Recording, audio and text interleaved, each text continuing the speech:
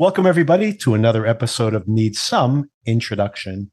In today's episode, we are breaking down the fourth episode of Your Friends and Neighbors, Season 2 on Apple TV, and discussing a few other things I want to bring up along the way. The number one thing I want to bring up for anybody, I've been teasing this for a month, and I finally pulled the trigger and launched the Patreon, Sona. It's out there. Nice.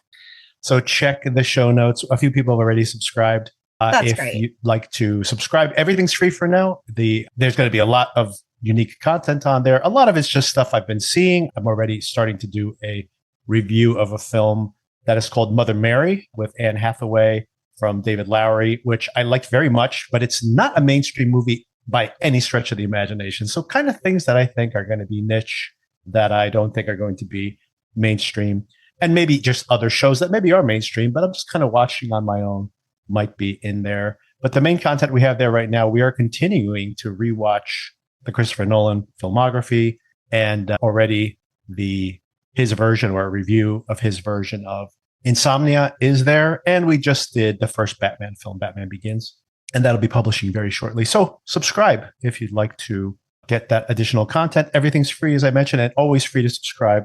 Some of that content will be paywalled eventually, but for now, enjoy it and give me your feedback there. You can also communicate with each other through those Patreon tools. And joining me for the conversation, already introduced briefly there, Sona. How are you, Sona? It was my daughter's birthday yesterday, actually. The little birthday party. No way, here. I missed it. Oh my gosh. Happy birthday to your daughter. Oh, no problem. It was a lot of fun. She had a few of her friends over. They played with the cat. We have a new cat. That was one of her birthday presents. Part of the reason that we've been discussing the cat briefly here on the podcast in the past couple episodes. And she's enjoying the cat. The cat's sleeping with her every night. So, but I did say, I think we all have a mild allergy to the cat, I have to say. Except for, I don't think my daughter has had any allergic. Me and my wife, we are both dealing with some mild allergies, which may or may not be related to the cat, considering the current weather. Probably are. but probably, I mean, minimally, they are exacerbated by the cat, if not primarily by the cat. Remind me your daughter's birth year. I'm putting it into my calendar right now so I don't forget again. She's 11, 2015. 2015. Thank you. Wow. 11 is full on tween. Oh, it's rough. It's getting there. Is it? Okay. Question I have for you. To start things off, before we get into this show, which brief spoiler here, I don't know how long this conversation is going to be given the content here, but I do have some questions which might extend the conversation. Although this is very much a middle episode of this season of show. And maybe we could discuss how slowly or quickly we feel the context is, or I should say the plot is advancing. But I had a question for you. My main question today, believe it or not, that I wanted to talk to you about has nothing to do with Your Friends and Neighbors, or even tangentially. It has to do with this new Michael Jackson movie that's coming out for a few reasons. I don't know anything about a new Michael Jackson movie. Oh my God, Sona, you're the only one who doesn't know about this. I've been living under a rock. There's a new Michael Jackson film. There's been some controversy about this. It's just called Michael. And it's already opened overseas a couple of days ago. It's like setting records around the world, as you would expect with a Michael Jackson biopic. The opening here in the United States is going to be one of the biggest openings in the spring, not like compared to the Avengers or something, but definitely for a biopic. Anyway, this film is going to make like $1 billion around the world is what it comes down to. And this opening weekend will be $250, $300 million. Who knows? Something crazy like that.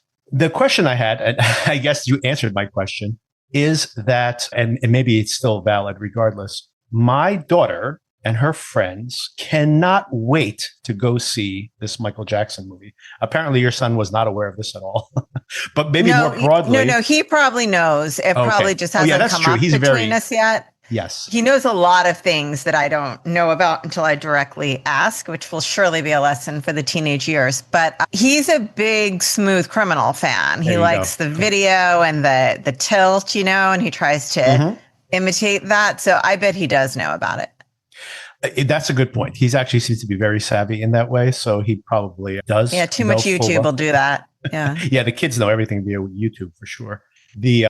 So my question, I think, still may be valid, which is I've been honestly fascinated with the enduring legacy of Michael Jackson. Of course, he was massively popular. And of course, and talented for sure. You can't deny that. For sure. And that is part of that legacy for sure. And of course, I honestly think that the controversies and the strange aspects of his life are part of what makes him enduring in a way. But exactly what you were describing, it amazes me that these kids today are as fascinated by Michael Jackson. And I don't think it is just like, well, their parents forced them to listen to Thriller or something. There's I certainly haven't.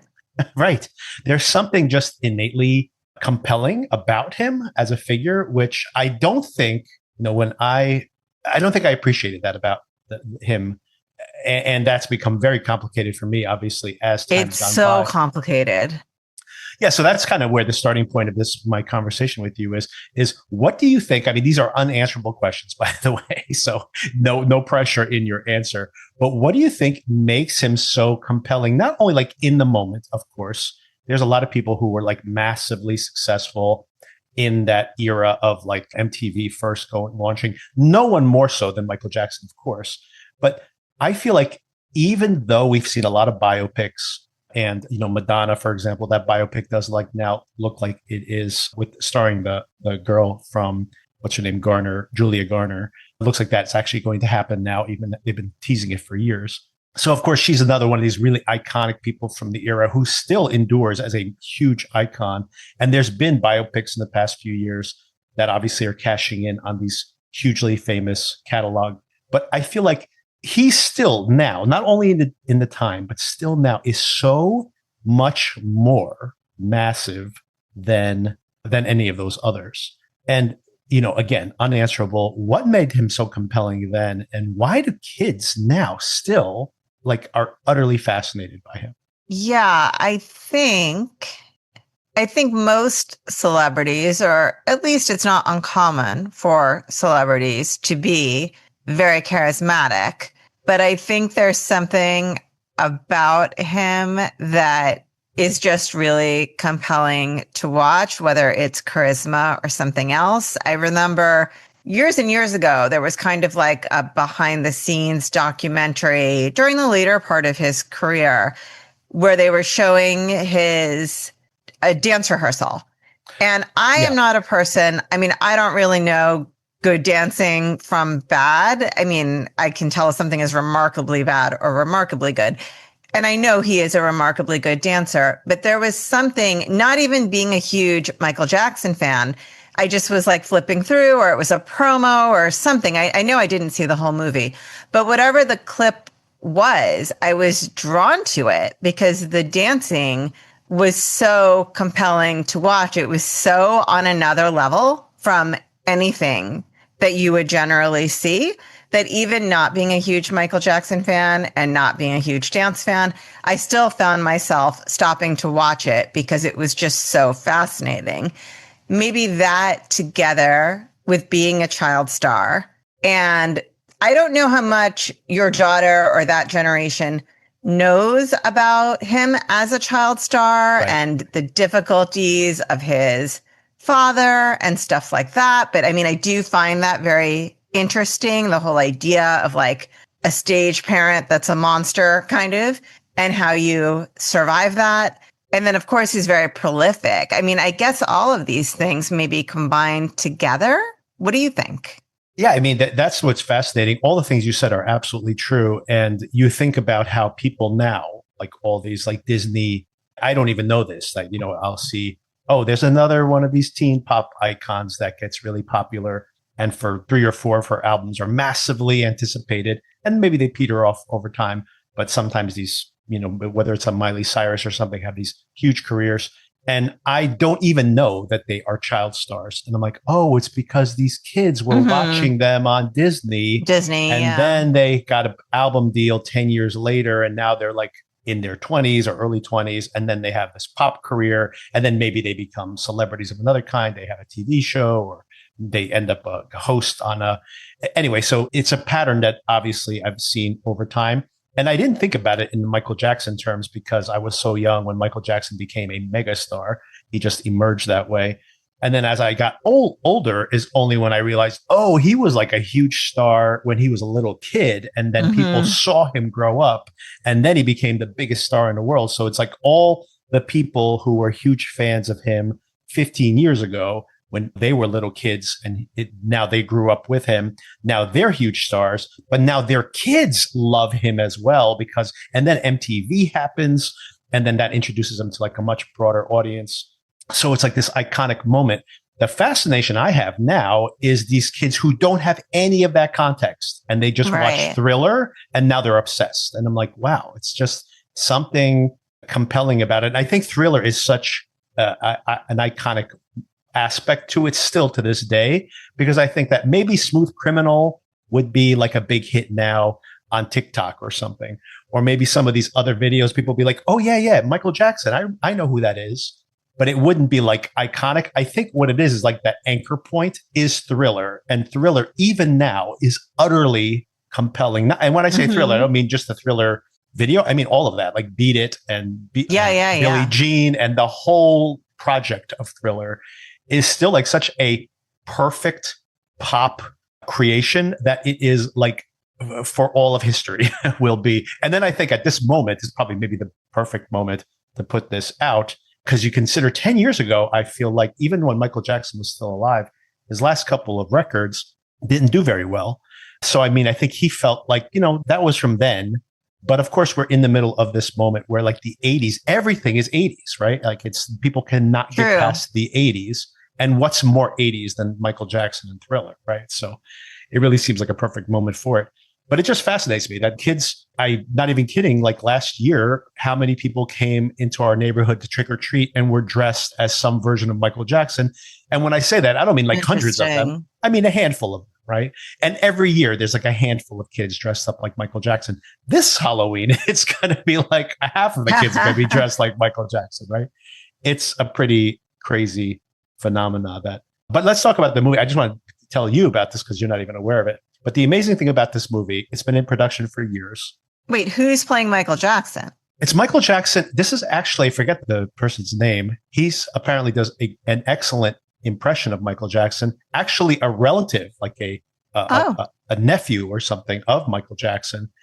And he's been getting very good reviews, not only for the vocal performance, but for like the dance moves and everything. Like this is the scenes, parts of the movie are shot in IMAX 3D. So you basically, I think that's going to be a huge selling point. People imagining seeing him in concert on a stage, and someone who's doing a very good impression of him. And by the way, the reviews have been very negative, but the critics are all just like, but when the music's playing and he's on stage, it's, and of course people are there for the spectacle. That's really what they're there for. And I think about Bohemian Rhapsody, another film that got terrible reviews, but won Academy Awards. And people were all there to see the recreation of the Live Aid concert, right? That's what they were there for. And they showed up, and that movie made $800 million, right? So that's what happens. And this is probably going to be even bigger than that. But but it's really fascinating about this very troubled production. This originally was supposed to be a 3-hour movie. It's been cut to a 2-hour movie. There's a whole hour of the movie that takes place. This version of the movie ends with the end of the Bad tour, right? So it starts when he's a kid. It goes through the Bad tour, and but there's a whole hour of the film that was excised, which theoretically we're going to get another film. They say there's going to be a part 2. I wonder if we're ever going to see that, considering that his legacy gets much muddier beyond that point, obviously. And so it's interesting that was cut out. Second of all, no Janet Jackson, the most famous sibling, is not in the film, like does not exist as a character in the film at all. Wow. So that's another very interesting thing that happened. Second of all, Diana Ross was in the film. The actress performed scenes. She was in the entire film, completely cut out because Diana Ross did not want herself represented in the film.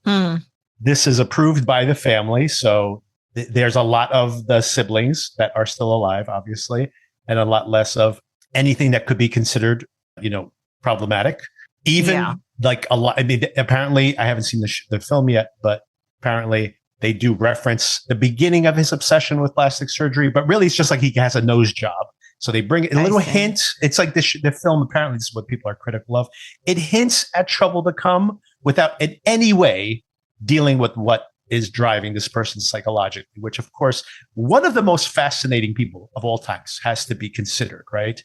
Just because of the success he had, but then all of the trauma and all of the strange behaviors and his fascination with him having a zoo in his house and his fascination with Peter Pan, someone who never wanted to grow up. And of course, how about Bubbles, the chimpanzee? Of course. And all things that are just like all the weirdness is not included. And how can you talk about Michael Jackson and just have like a rags to riches story and success? And here he is at the peak of his success. He does the Bad Tour, end of film. I'm like, wow, like that seems like not at all, other than like, the fan service of seeing some of these performances really perfectly rendered. I mean, if you see the trailer, and I recommend you watch it, the performer doing the Thriller scene, like not only perfectly looks like Michael Jackson, not only like recreating the shooting of the Thriller video itself perfectly, the lighting, everything, but the dance moves, everything is just spot on. Which to me, I say, can't we just like clean up all those YouTube videos that we've been watching for years and put that on the screen? I would watch that in a movie theater. Why not? Yeah.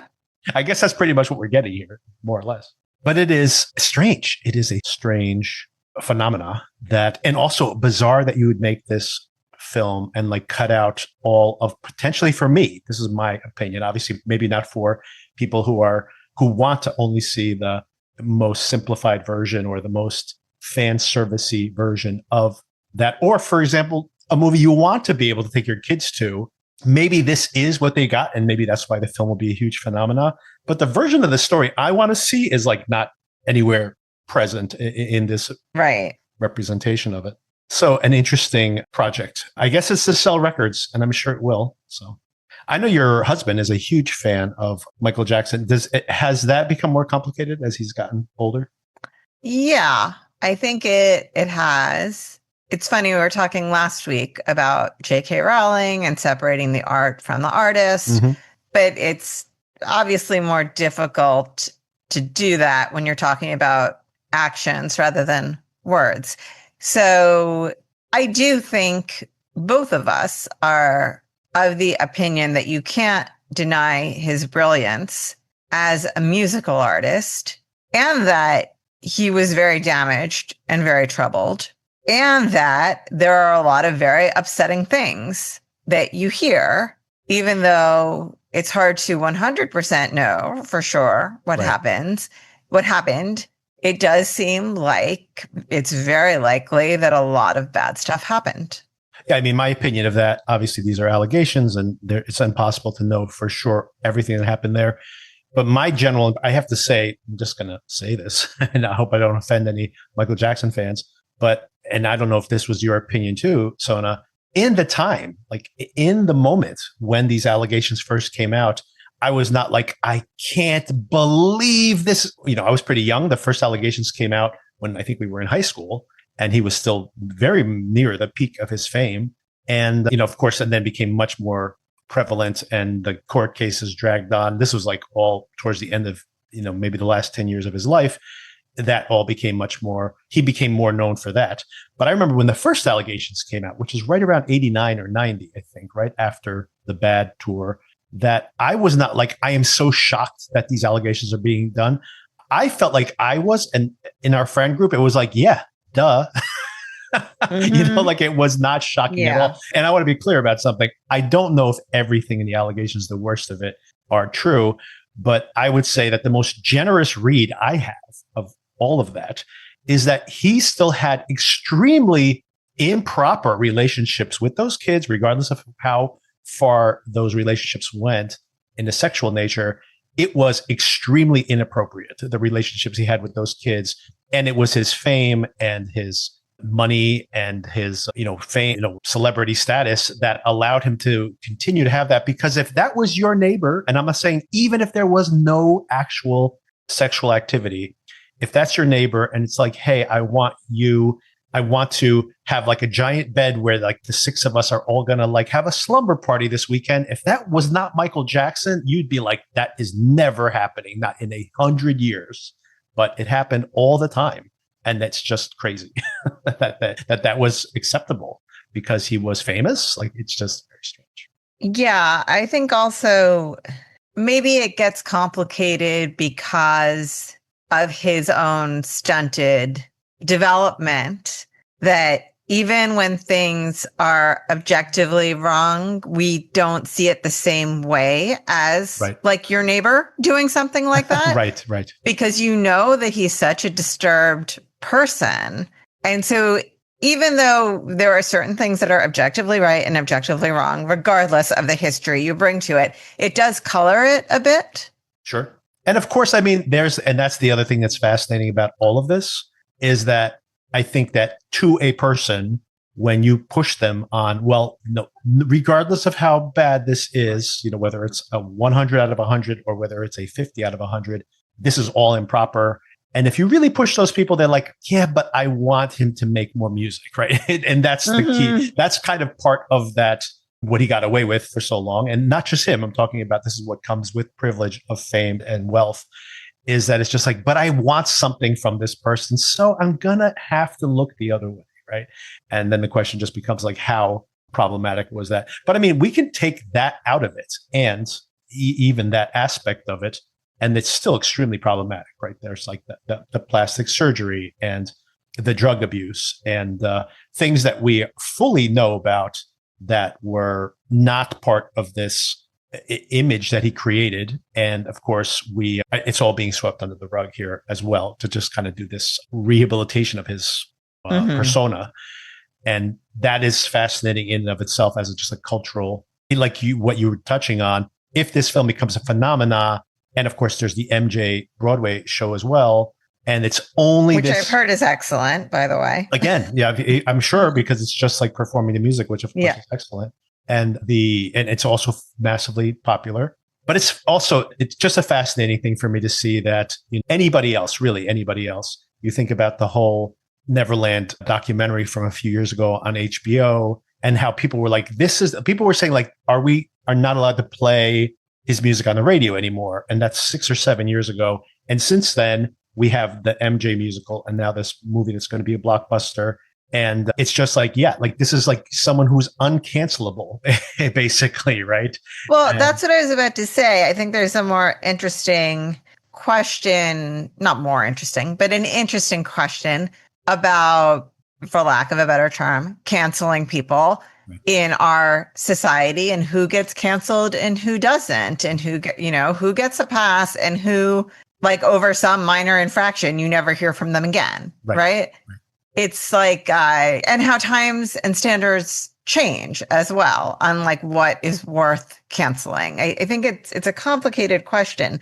Like in the arena of politics, which is completely different than what we're talking about, there is like a joke going around about Howard Dean, which, many people may not remember Howard Dean, but was a strong Democratic contender for president years ago. And the guy screamed like a Muppet once, and we never heard from him again because we all thought it was like a weird girly scream. And that was it for him. Right. And now look, the things we excuse. Oh, exactly. I mean, there's that whole thing where Obama's been going around being like, could you imagine? Could you imagine I had done any of these things? The guy wore a tan suit and nobody let up on him for a month. Yep. And yeah, it's a different world. And my part of that, but that's the other thing as well. I do think, especially with politics, that we are in a different world there for sure. But the Michael Jackson thing fascinates me for the fact that, exactly like you mentioned, there are celebrities out there, and I don't mean like R. Kelly, which, obviously is very, he has been canceled and he does not get played. And he's like, I don't know. He's touring right now, isn't he? Oh, no, I'm thinking of Chris Brown. Sorry. Yes. Well, yeah, that's a good example of somebody, I guess, because that's not as bad for sure. Not as bad. Yeah. The whole allegations against R. Kelly. But his, he has been canceled where even like on Spotify, since most of streams on Spotify actually come from their curated playlists, it's pretty amazing that they just basically, it's not that you could definitely search for R. Kelly and play his music if you choose to, but Spotify basically has it on none of their promoted playlists. Mm-hmm. And the idea that being like, this is another just separate digression about how the algorithm like really decides what we listen to now, and how Michael Jackson obviously has not been demonetized by those algorithms for whatever reasons, but it's pretty fascinating. They showed the Spotify streams for R. Kelly, where they were like, some of his most popular songs had hundreds of thousands of streams per day.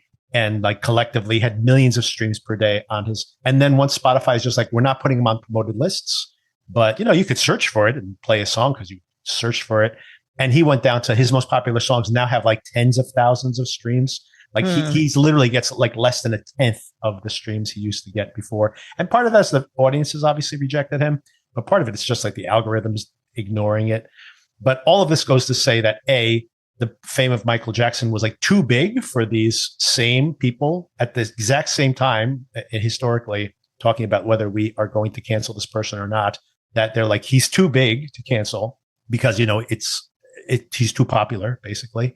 And then second of all, the fact that because the algorithm's just like, no, every Halloween, Thriller is going to be our number one song on Spotify, which of course it is. And that still remains the case now. Like they've never turned that off. And of course, there's a whole generation of kids now who are going to watch this movie. And 20 years from now, they're going to find out about the allegations and be like, oh my God, I didn't know any of that. And we're doing it again, right? We're just erasing all of that history again. And it's not the first time, and it won't be the last time. Oh, one thing I do want to say as a recommendation, which is less problematic because you don't have to think about all these other things. This was available on Paramount Plus last year, and I actually checked it this morning because I was anticipating bringing it up in this conversation.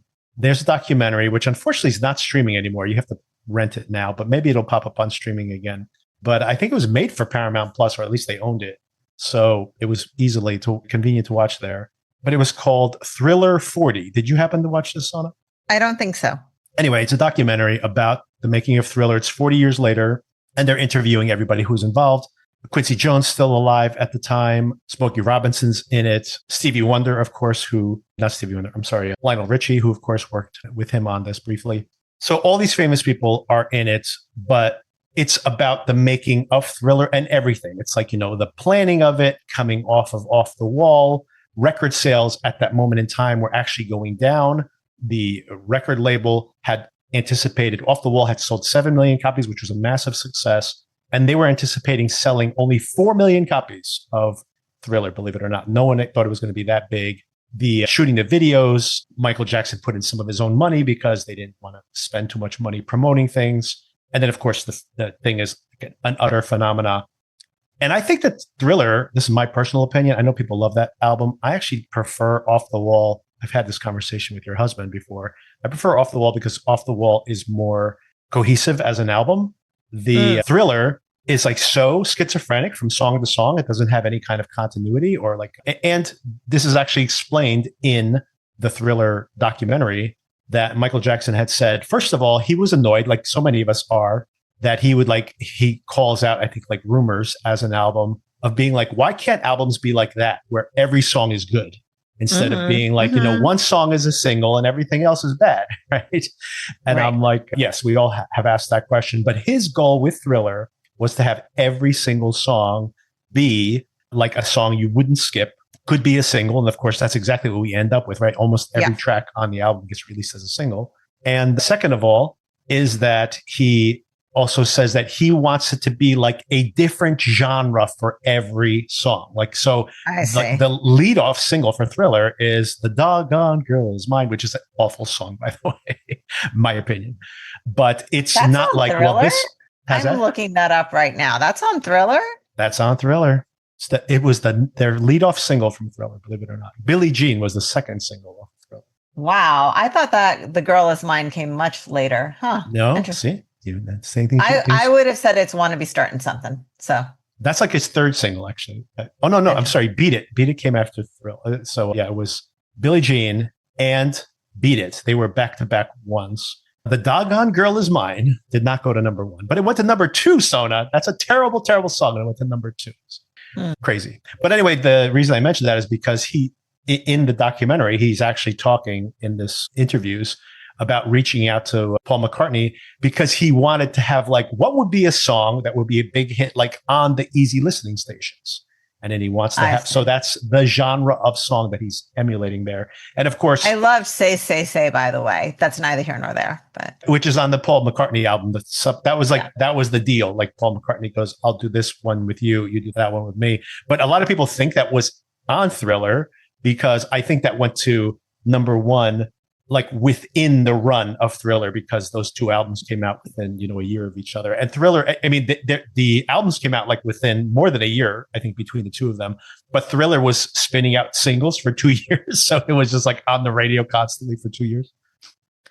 Oh, but anyway, so the documentary, which I do recommend, is about making Thriller, about writing those songs. And there's like this incredible scene going back to the idea, like, for example, Human Nature. By the way, I don't know if you knew this, another piece of trivia here for you, Sona, but the band on Thriller is Toto. It's the band Toto. And Human Nature was written by the lead singer of Toto. And you actually hear his version of Human Nature, with his own vocals and the keyboards. It's like, it's almost identical, like, minus the vocals. It's nearly identical to Michael Jackson's version, even the way he performs the vocals, right? But the reason I mentioned that is because Michael Jackson also wrote some of his biggest hits. And for me, there's two really amazing sequences in the documentary. One was when he's writing Billie Jean, and it's just him at a keyboard with a cassette player playing, and he doesn't have all the lyrics, of course. So he's just kind of like improvising sounds and stuff, and like doing his like kind of vocal falsetto things, just ideas he has. And it's just him at a keyboard writing the song. And it's just like, wow, this is incredible. Like, it's just that moment of like seeing someone write one of the greatest songs of all time in the moment. It's just astounding to hear it, right? So that's the first one. It really talks or shows what a genius he is. And for me, Billie Jean is so much better than anything else on the album, although I like Want to Be Starting Something's a great song also. But which is, by the way, in my defense, the first track on the album. And yes, the first track, yes. And so do recommend that doc. Oh, the other revelatory moment for me is I was not an MTV kid, by the way. My parents didn't buy cable, so I would just watch cable TV randomly at other people's houses. So I was not like sitting around waiting with bated breath for everything to come on. And they show the behind the scenes of making the Beat It video. And then I was watching it when I'm watching this documentary. And then after they're showing how he made the video, and then they just play the video straight through. And I got to tell you, like, when they get to the end of the sequence and they're like doing the fake dance / fight, and then they all start dancing and choreograph with each other, I was like so thrilled. I was like, this is incredible. And I thought, like, watching this, like having the experience of watching it again with new eyes in the documentary, I actually had that moment of being transported and being like, God, of course, if I was watching the Beat It video for the first time and I was like 8 years old, this would be so iconic in my life. I'm like, of course it is, right? Because it still has nearly that impact on me as a middle-aged man, right? So anyway, and so my recommendation, check out Thriller 40, which is an incredible documentary, just documenting in great detail the making of this album. And like I said, it allows you to very much not deal with the problematic aspects of the story because it's just about making this album, which an album that pretty much everybody loves. All right, Sona, something that not everyone's going to love, not me anyway, the 4th episode of Your Friends and Neighbors. What was your general opinion of this? I didn't like it as much as last week, but I still liked it a lot more than the first 2 episodes. I did not mind watching this. And the craziest thing about this episode, Sona, I have to tell you, my favorite parts of this episode was just the show. It's such a schizophrenic show for me to watch and frustrating in so many ways.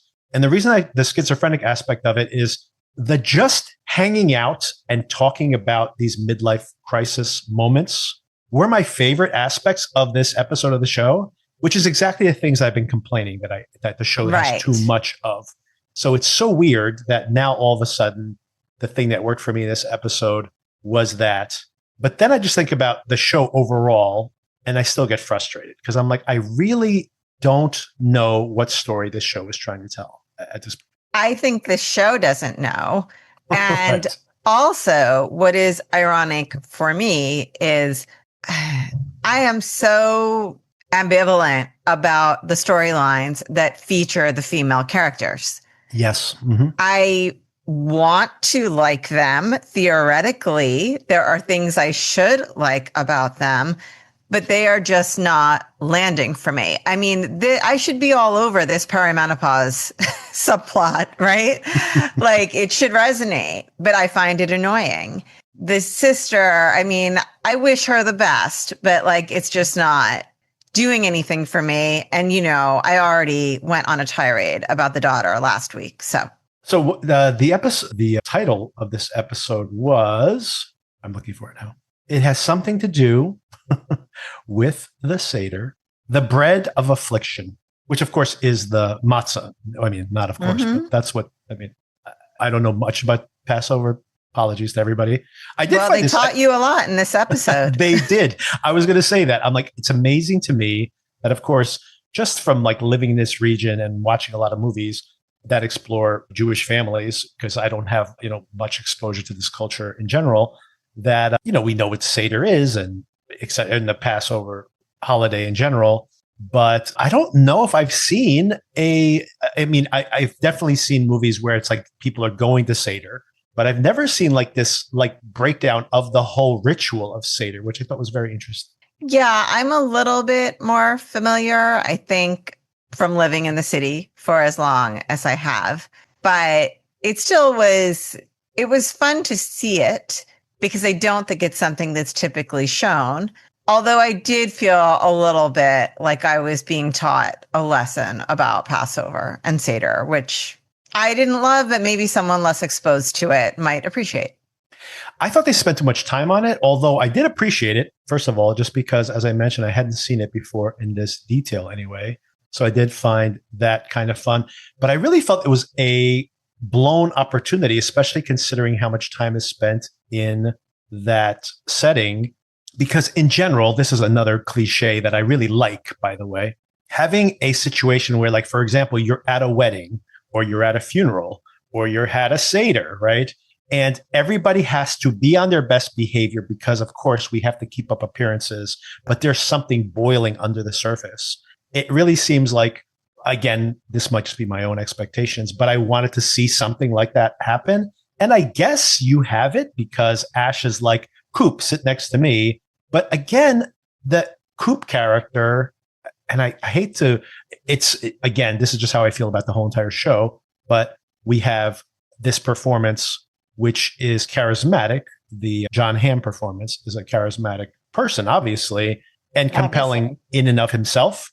But I don't know if this show understands who Coop is because he's just kind of rolling his eyes. But then a minute later, he's just like, man, in his narration, he's like, my goose is cooked. Like I'm on the edge of losing everything. And then he's just kind of sitting out there and the show doesn't address that tension between what he's presenting and what theoretically is happening internally.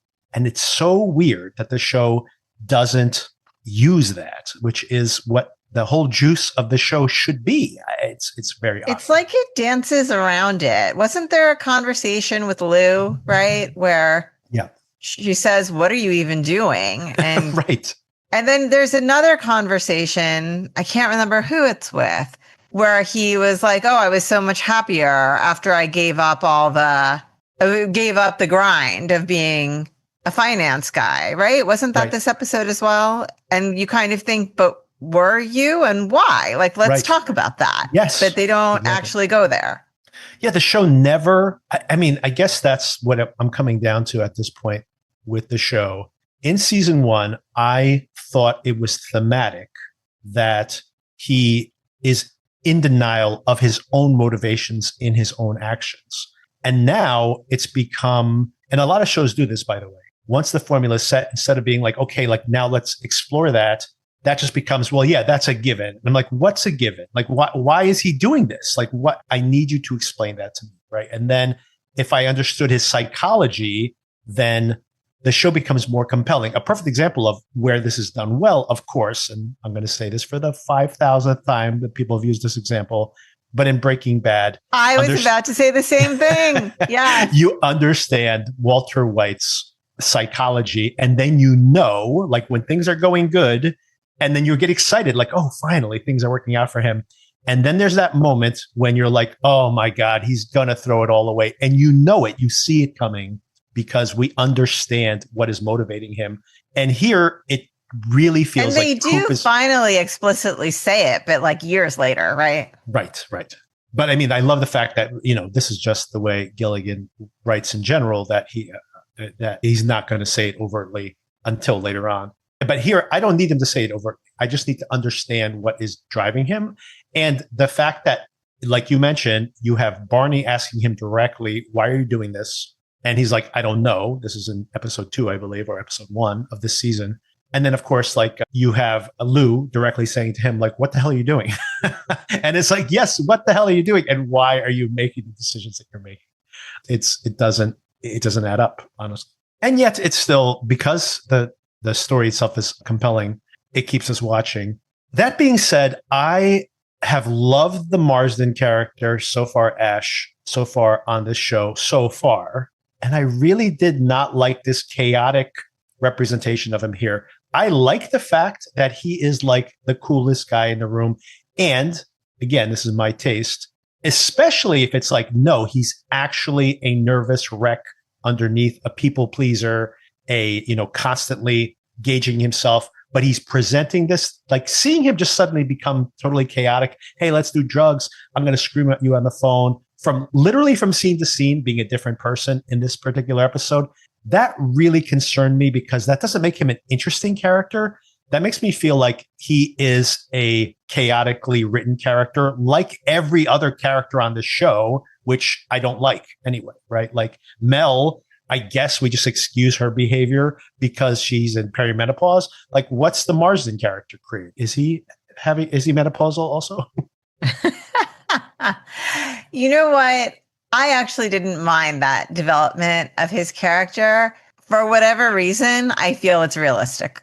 I mean, part of that, I think, could be an interesting character detail. It could be interesting if this guy's like the master of the universe, and then we see him in a chaotic moment, and maybe he's got a mental issue, right? Like maybe he's manic depressive or something. So there could be aspects of it that would make it interesting. If, like, I think part of my trepidation is I have concerns with how all the characters are written in the show. And here's a character that I like, that feels to be like a new center for the show if they wanted to reorganize itself. And I'm like, oh, don't do the same. Like him too. Like it's just going to be another one of these chaotic characters. I think that disappointed me. Fair, but I love the moment where Coop shows up in his kitchen and he says, "What are you doing here?" Yeah, well, I mean, at least that turned into You've got to be kidding me, right? And he goes, "Yeah." I would have preferred if they didn't put the actual nail on the head of that. And then, of course, there's a version of it where it is just him completely manipulating Coop, and he would be like calm, cool, and collected when Coop showed up, which would be a more fun way of presenting that, I think, for me, anyway. But I have concerns. I have concerns about the direction this story is going in. And I couldn't wait to ask you this question, Sona. You're like, well, at least Liv is not coming back on this show. I'm like, oh yes, she is, Sona. I know. Oh, yes, she is. I think last week you're like, well, at least we're not going to see that character anymore. I'm like, nope, we're going to see a lot of her for the rest of the season. Maybe it's just something about whoever is writing these female characters, but they are not landing the plane. Speaking of these female characters, let's just round them up briefly and talk about them. So their storylines suck, so why not? They do. I mean, it really is. This is an example of where I get frustrated with the show. We're going to call out, first of all, just to drill home the fact of how scattered the plotting is on the show, and then also the idea of where are these storylines going. So let's start with Mel. So Mel now has to deal with them building a wall on her property. First of all, wakes up, can't sleep because of the hot flash she's having. And get an estrogen patch, lady. Come on, go see your doctor already. Seriously, just go to the doctor. Don't worry about the vaginal rejuvenation. Just go get your hormones in order. Yes. My wife was having crazy hot flashes for like a year straight. And she started taking a estrogen patch. I'm revealing a lot of information here. I hope she's okay with all this. She's pretty open about it from my discussions with her. She brought it up on the Pit conversation as well, briefly, because of we were watching it in tandem with this show. But yeah, it's like instantaneously she is like no longer having hot flashes. So it's like, Mel, just go talk to somebody about this, please, so you can sleep at night. And I can sleep at night too, because it was very problematic when she was waking up in the middle of the night, sweating through the sheets as well. Oh, poor thing. So Mel, she handed the neighbor a bag of poop, and now they are making her life difficult by having these construction workers building up a wall. She should be happy that they're building this wall between them. Like, like she says, strong walls make strong, or strong fences. Good fences make good neighbors. Good neighbors, exactly. So yes. So you know what? Put up the wall and accept the fact that if you don't want their dog wandering onto your property, then yeah, they're going to put something up between the two of you. Fine. And I also think that the neighbor's reaction of being be angry at her for the way she addressed this. I mean, she did try to, I felt like the show was trying to make her look like she's being erratic in this, the way she dealt with this. And maybe slightly she was dealing with it, and a little, she could have dealt with it a little more nicely. But she did have the conversation multiple times with them about the dog. Like, what is, but I feel like the show is expecting us to side with the neighbor a little bit. Like she was a little out of hand. I don't know. Like, I don't read it that way at all. And like I said, I'm like, hey, it'll be noisy for a little while, but then I'll have that wall up. And I don't like those people anyway, so I don't care if I don't get to see them anymore. Yeah, I think I'm skipping ahead a little here, but with the Sam storyline as well, I think this show is just not guessing where people's sympathies are going to lie. It's not guessing it properly. Sam is very excited by the fact that, again, in the show, that we touched on this last week too, the show seems to be empathetic to Sam's situation. And I guess I think that's what you're touching on right here. Yeah. And then we have her showing up, and she's like, hey, I can do something for you. I can actually get you a job. And they're like, oh, wow, that's so great that you thought of me. Okay, let bygones be bygones. Mel, and this does circle back to the Mel situation. Mel, you got to let things go because we all want to move on. And I don't know what the timeline is here. Who cares if she frames somebody for murder? Yeah, just let bygones be bygones. Like, what are you talking about? Look, she's dating Ash now. First of all, it's like, even if you're being polite, and this is part of my irritation, nobody behaves this way, right? Like, even if people are thinking this, the whole idea that they're going to suddenly pressure Mel a week after they were like, we never want to see that lady again.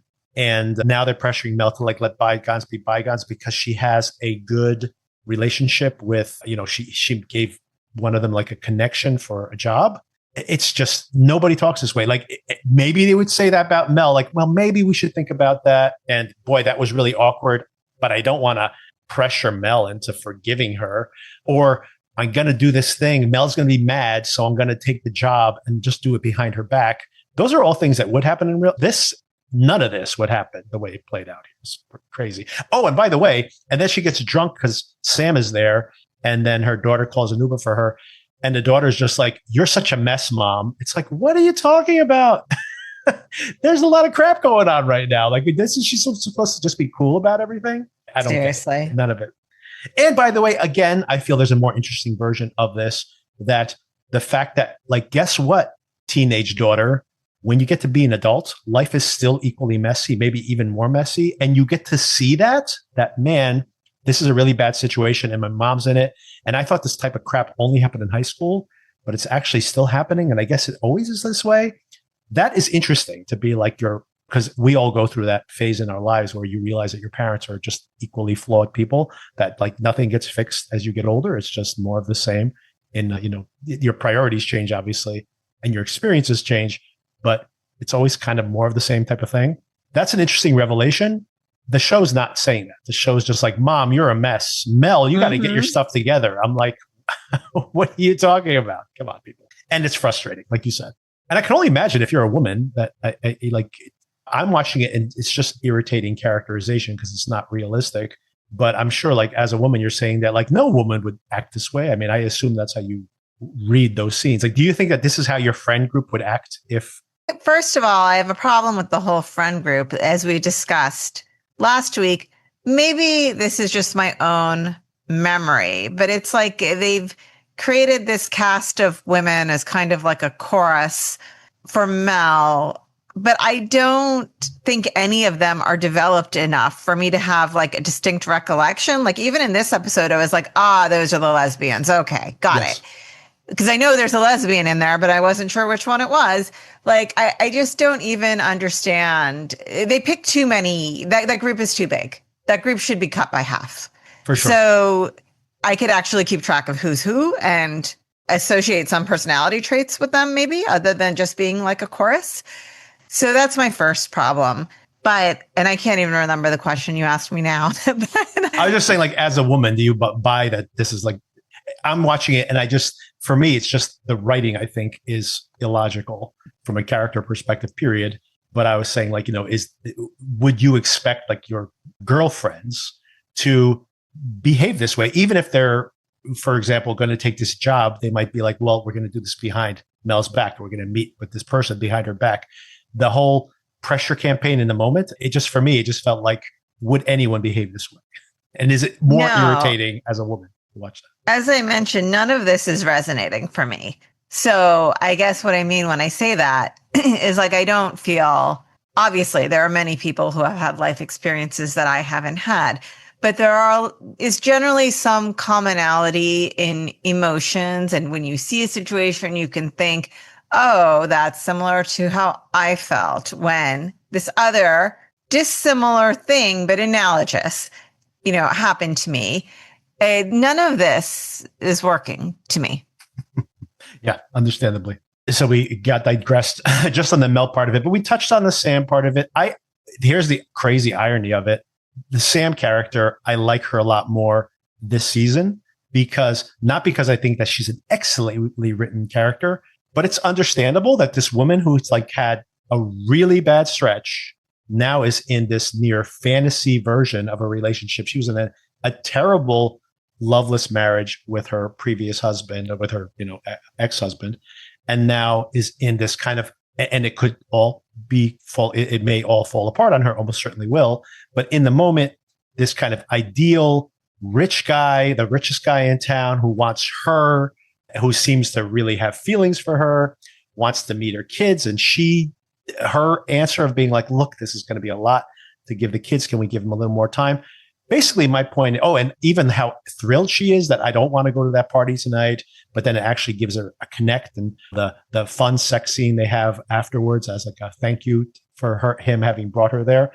And even going back to their pizza date last week, even though the idea that the town is supposed to forgive Sam is ridiculous, granted, she's maybe my favorite written character because her, if you've fallen this far down and someone's giving you a hand up and you're really enjoying the ride, that is a character I completely understand. And it's completely believable, everything that's happened with her in this season of the show.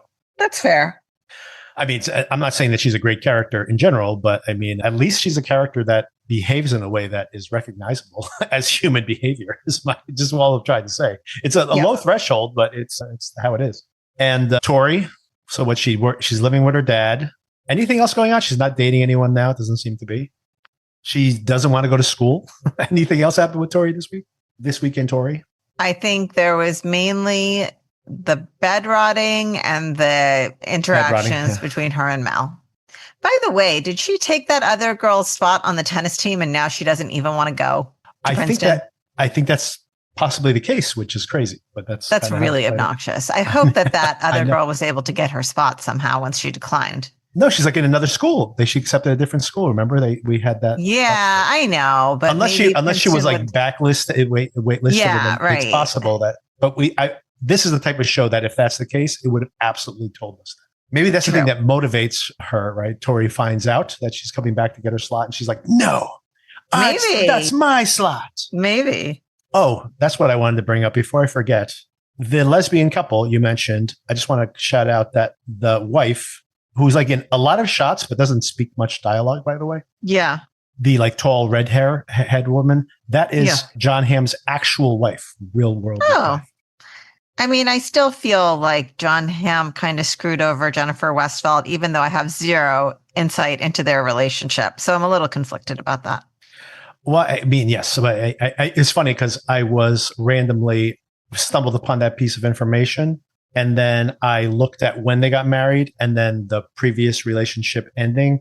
And I'm like, oh, wait a second. Was this like, were they happening at the same time? But no, I think the dates don't overlap. So I don't know anything about that. It's that they were together for a very, very long time as he got very, very popular and never got married. And then, well, anyway. But I mean, I don't know. I don't know anything about these things, but the only thing I would add to that is that he was at the peak of his fame when he did get married. So maybe that relationship had just run its course. The reason I mentioned that, it doesn't seem to be like Tom Hanks or Kevin Costner when they had those early wives and then they divorced and then they seemed to play the field for a while because, of course, they were at the peak of their fame. John Hamm seemed to marry within a year or so of the other relationship ending. So anyway, but I don't know. I don't know more annoying, but yeah. I don't know anything about this. If anyone has opinions on this, please let us know. Yeah, let us know if you have more information about this or opinions. Yes. needssomeintroduction@gmail.com or on Spotify. That's usually where we get our comments, by the way, in Spotify. So Spotify comments or YouTube comments, of course, or on the Patreon. Who else do we want to talk about here from the female character perspective before we get into like the real meat of the episode? Still walking around. There's the slowest version of Blitzkrieg Bop I've ever heard in my life. Yes, Allie. Oh my God. So yes, Allie is trying to. What do you think they're indicating there? Like do you think that means that she's going to lose it at some point, or what are they even trying to do with this plot at all? I feel like this is supposed to be some sort of development of this character finding her path, and she's going to somehow fall in love with teaching and connect with some of these students, and it's going to compel her to care for her mental health in a way that she hasn't in the past. But I could be wrong. The reason I'm wary of that, at first I did think that it would be some kind of School of Rock version of this where she befriends one of the students. I feel like at this point, at least one of the characters, one of those student characters, has to be fleshed out in some way. And unfortunately, the only time she's interacted with like anyone in that classroom is that same student. That jerk in the back. Yeah. And it seems like, if anything, that is going to be a problematic relationship for her, not a positive one. So that's why I worry that that's just going to be another downfall for her again. What did you make of the scene where she and Coop and the dad all meet at the bar? I actually liked the scene. I liked the whole idea. Marginally liked it. I didn't feel like, oh, that was so great, but I did like it. I don't think that like any of the dialogue was great, or that I just liked seeing them together. And I like this idea of the mom is so utterly insufferable. Yes, I like I like the idea of the dad being like, the only way I can have a relationship with my kids is to not include your mom, which is a kind of interesting character dynamic. Yeah, I like that also. And of course, he says to Coop also, like, how are things going with you? I'm worried about you. And again, here's an opportunity for him to reveal anything about what's going on in his mind. And it's just, the show's just like, we're not interested in that. I'm like, we are interested in that. I want to, like, it's as if we're watching Breaking Bad. And at no point are we like, we do not care about Walter White's interiority at all. I'm like, yes, we do. That's why everybody watched that show. What I'm not as interested in, sorry to say, is hearing Allie sing. Oh, yeah. Yeah. I like her singing, but yes, I do agree that they just lean into that. It just feels like it's time that could be spent somewhere else. I was going to move on to the core plot, but then of course I have to also bring up Elena again, another female character that's probably underwritten here on the show, and maybe the most fleshed out and still not great, to be honest. What did you think about her? Again, as far as a character who at least makes sense in the show, or their actions make sense in the show. Agree. You have her being like, hey, Coop, yeah, finally in episode 4, let's do a little cat burglaring. And he gets interrupted in the middle of this and has to run off. And Elena's like, what are you doing? We need to make money. She was totally right about, well, just grab anything. You're looking at 1,000 valuable things. Just grab one.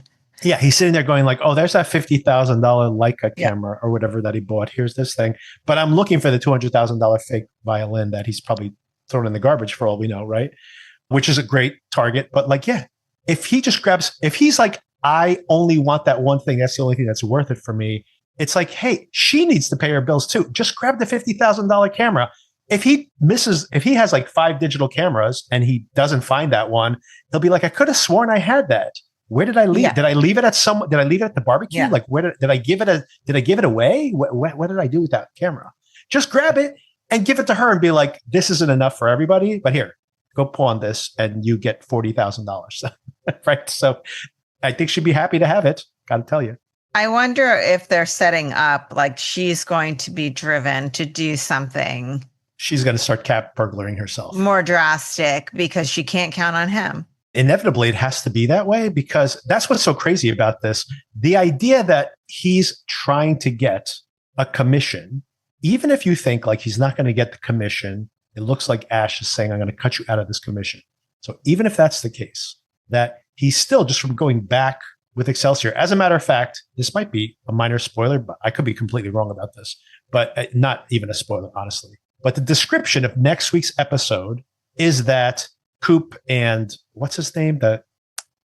His former boss, Corbin Burnson's character, I forget his name now. Gary? Is it Gary?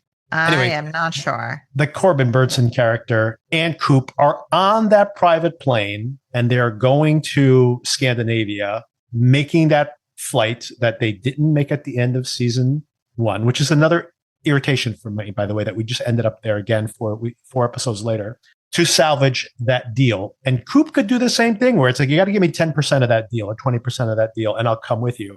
The reason I say all this is the idea that he's like, well, now I have to steal these things because these other people are depending on me, but he's still going to make tens of millions of dollars on this deal on doing his old job. Then yeah, the cat burglaring is, it may scratch some itch he has internally, but he doesn't need the cash anymore, right? And if that's the case, then like, yeah, help her out or grab the camera and hook her up or whatever. Like it just doesn't make sense what he's doing here at all. And they don't explain it. It's not like he's just like, no, I have to be perfect at this. He hasn't been perfect at anything he's done so far.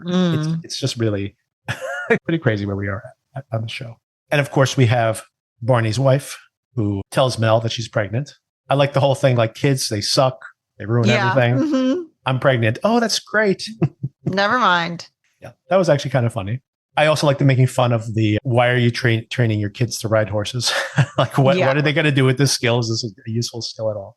By the way, I never understood these like really, really expensive things. My wife had horse riding lessons when she was young and of course doesn't do anything with horse riding at all. And not only that, but then when our daughter was born, that we have multiple members of the family on their side being like, we're thinking about getting her horse riding lessons. And I'm like, she's not getting horse riding lessons. Like, you're going to take that money and put it into a college fund or something. Like, that is the most ridiculous waste of cash I could possibly imagine. First of all, it's probably cruel to the horses, although I haven't thought about that. I just think it's an incredible waste of money. Like, if you're going to spend money on anything, horse riding is not the thing to spend your money on. Well, I have thought about it, and I do have ethical issues about horseback riding.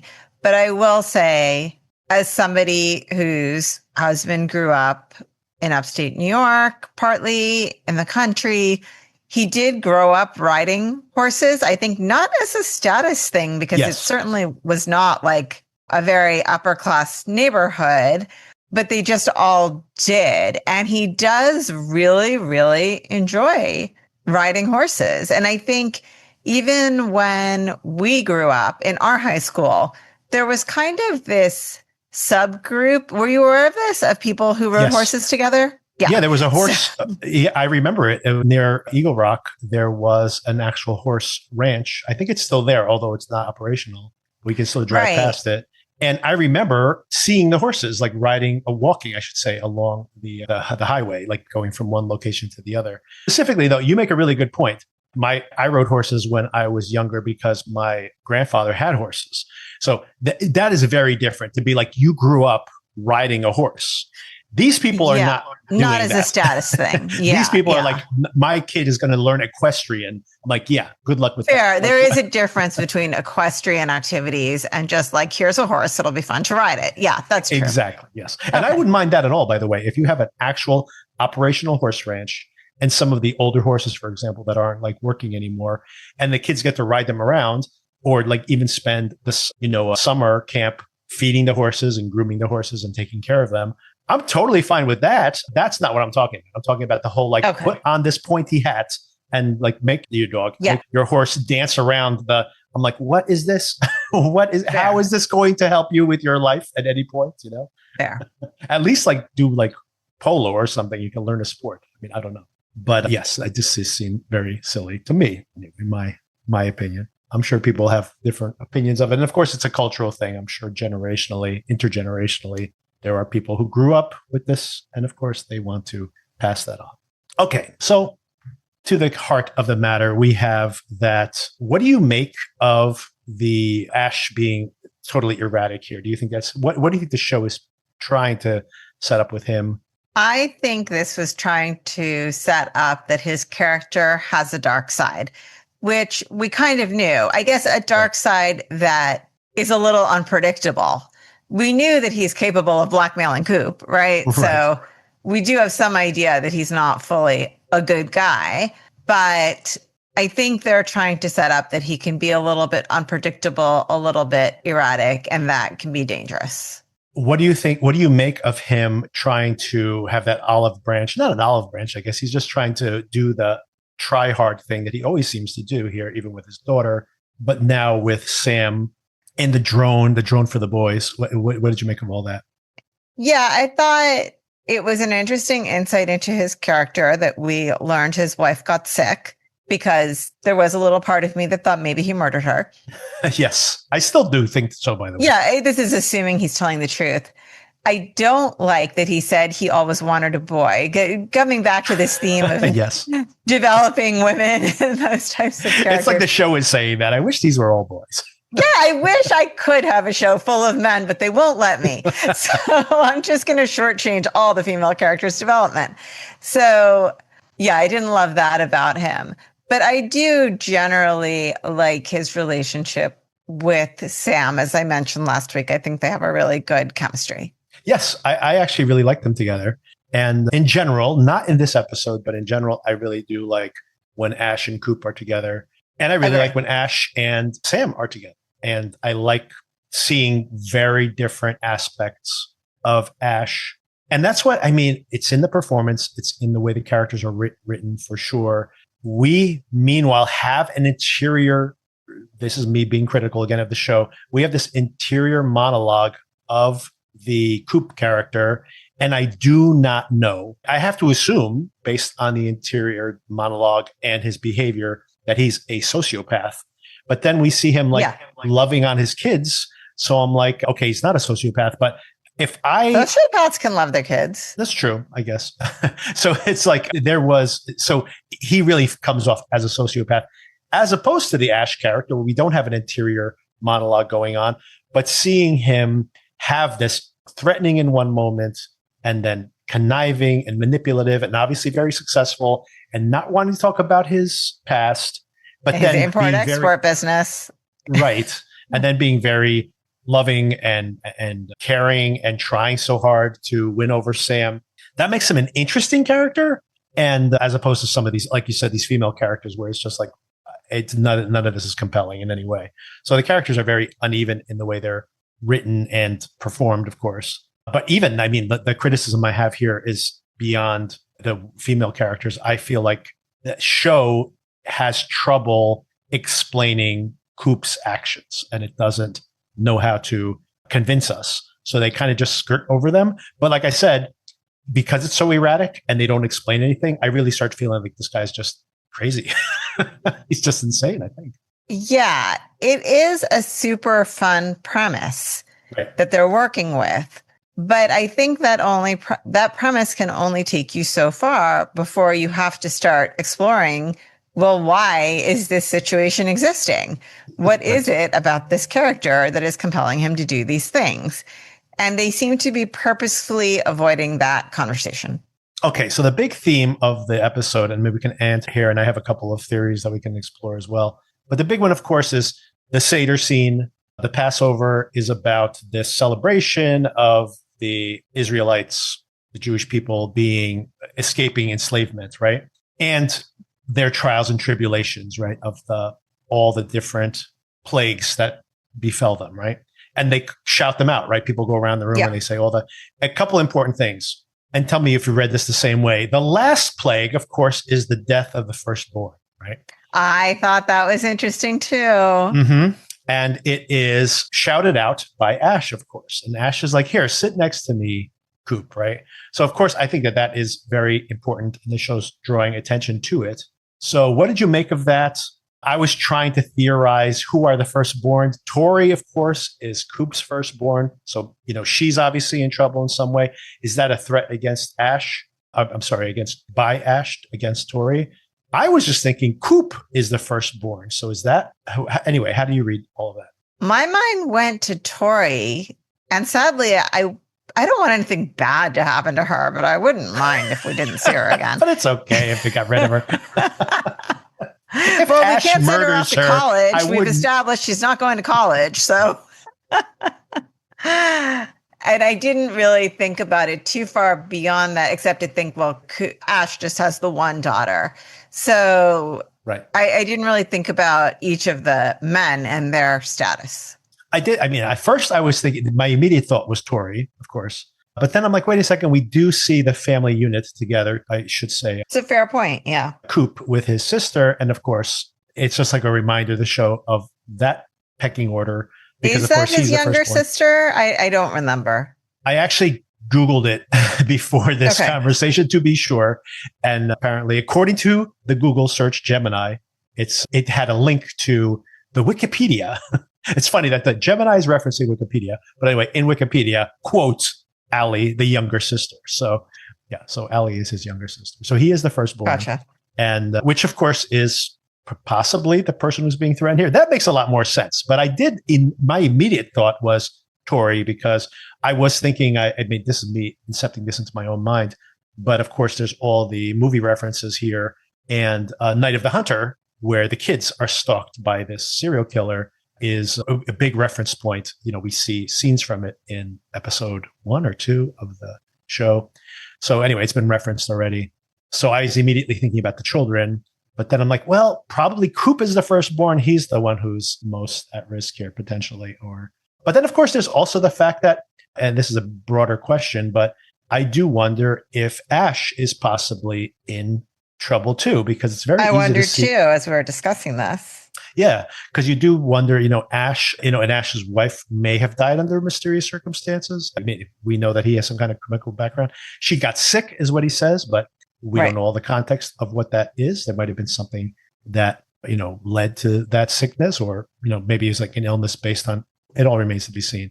But the point is that maybe something already bad happened to his wife because of his activities. And maybe he's under duress again. And maybe that's why he was acting so erratically. Maybe he's being pressured by somebody else, right? Right.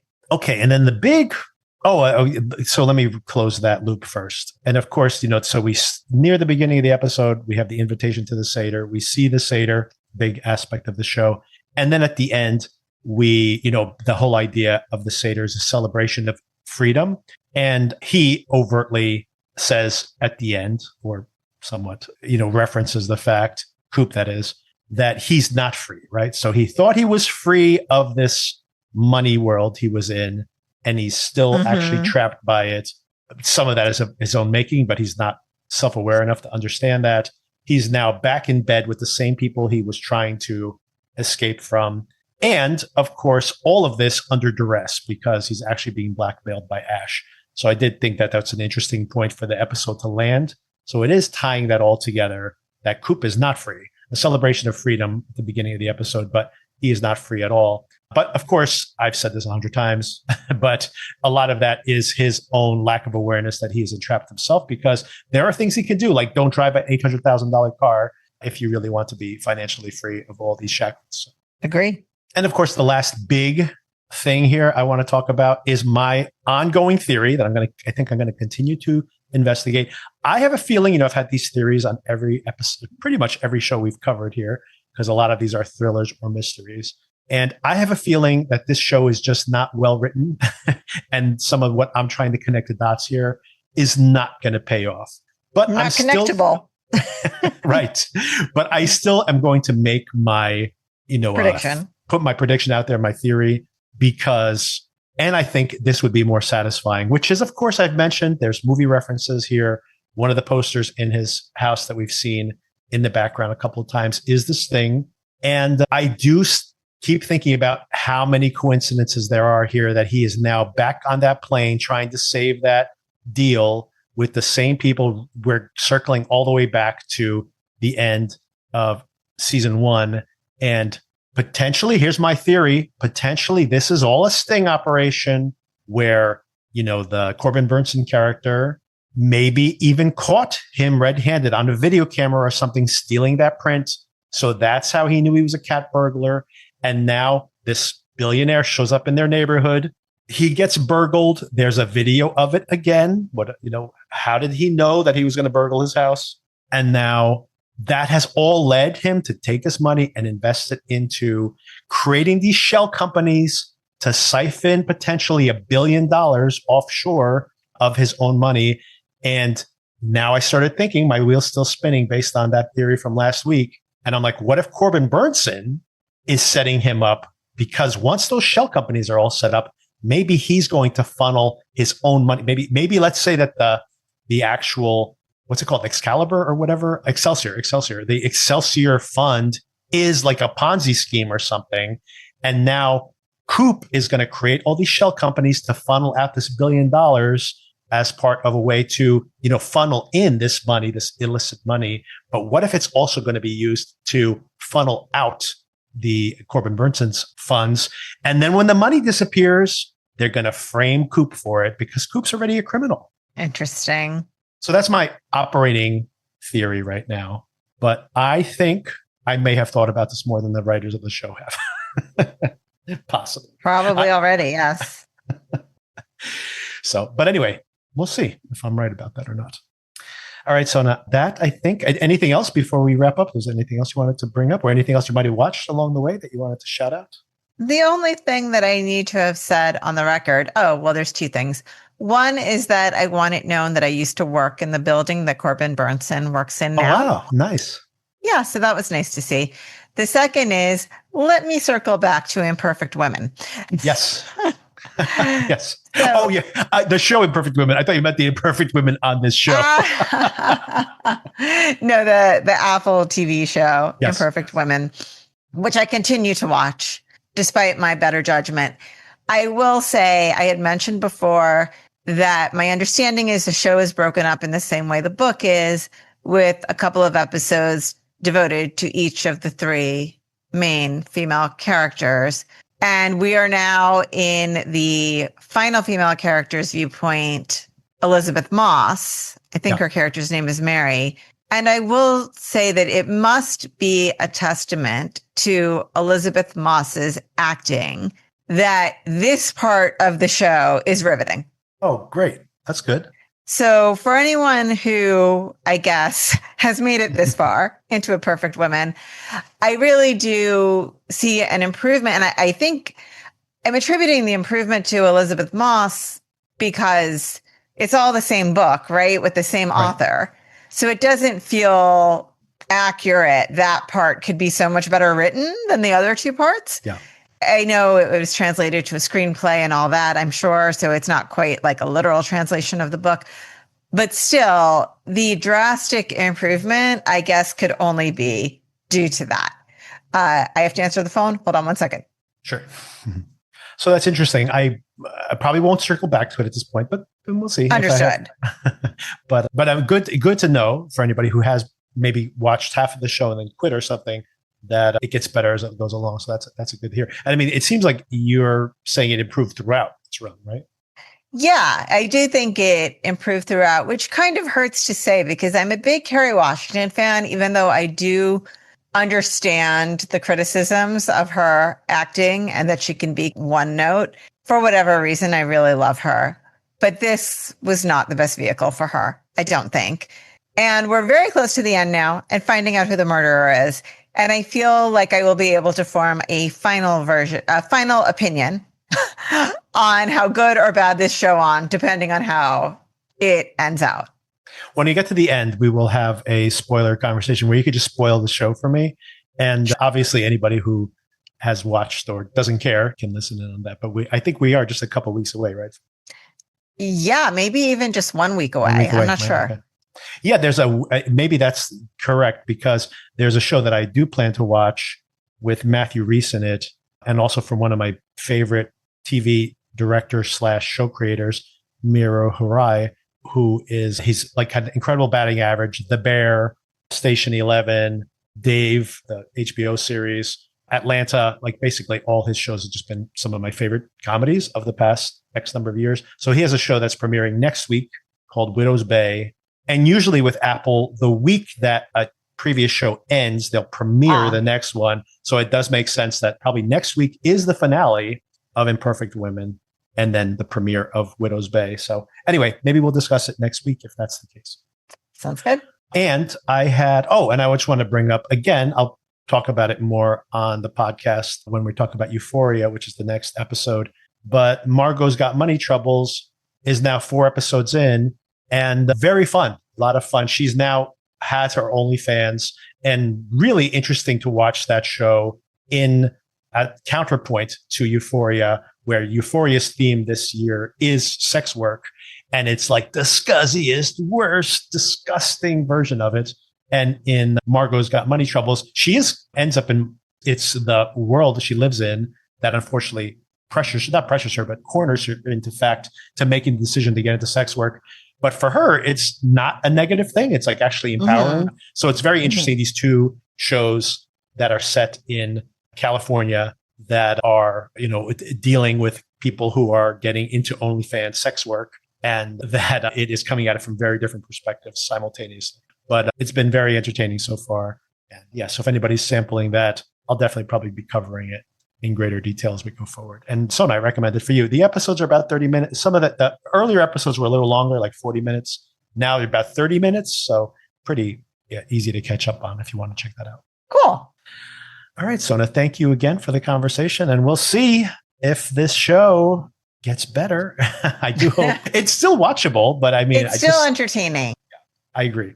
As negative as all the things I said, I think analyzing the show is tough because it makes me see all the flaws, but it is I mean, the premise is so compelling. I keep watching it. So what are we going to do? Yeah. And by the way, they did throw in a little secret. We always talk about how, it's such an unexplored idea that they could be he could be discovering his neighbor's secrets. Yes. While he's burglarizing their homes. And they did throw in a little of that with the Ozempic and filler refrigerator. Yes, that seems like it's going to pay off in some way. That's true. Yeah. Interesting.